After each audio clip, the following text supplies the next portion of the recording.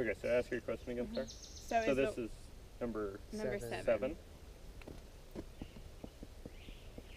Okay, go for it. So I get that it'd probably be a circle, the full circle at this point, but would the y from 0 to 1, what is that? Oh, that does, I guess it doesn't change anything. Yeah, so I'm worried about the x's, right? So I'm thinking about this guy, right? And I'm still thinking, okay, that guy looks like z squared is x. 1 minus x squared, right? It's a circle. So in the xz, right, this thing's a circle. And then we didn't specify anything about y, right? Not yet. So when I think about y, I'm just running this thing out along this. So I've got some kind of toilet paper tube or whatever, right? Some kind of paper towel tube here. And then my x's go from -1 to 1, so does that cut this at all? No. No, that's just these two ends, right? Yeah. Of course the x's go from -1 to 1, they can't do anything else. And then the y's, they go from 0 to 1, so what does that do? It just goes from the origin to 1 back to the y-axis. It goes from the xz plane, right, to 1 back. Okay. You guys see that? Yeah. xz. I'm a little bit not wanting to say goes from the origin. Okay. Right, because of course it actually goes from that whole plane. Yeah. So if you didn't have the y's there at all, that was just completely gone, and it was just dz, dx, you would just draw arrows? So if I didn't have this, yeah, I'd really be worried about this thing being infinite, right? Yeah, this thing's actually going to... Infinite or just one dimensional? This is going to give you a function of one variable at the end, right? This is going to give you some... If you pull the y out of the function, it would be just a circle. Z, then you just get the area of this circle. Yeah, so if I had the function of x and z, I'd get the density of just the circle in the xz plane.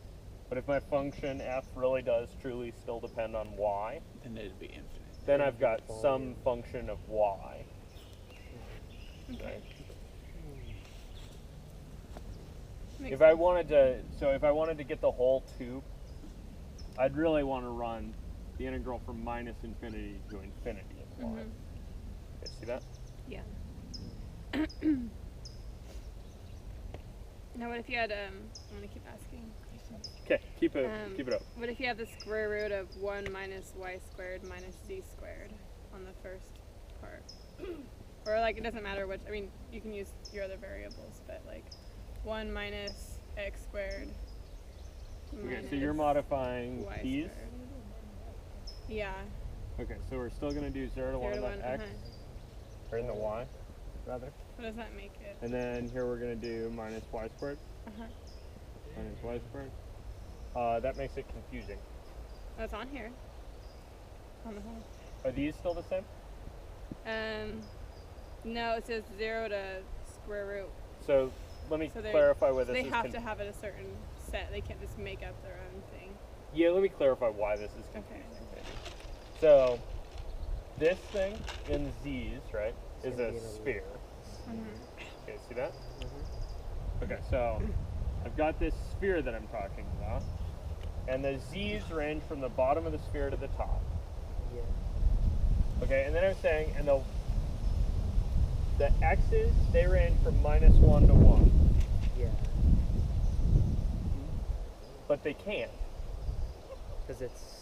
Because the z's were supposed to stay on the sphere. You see that?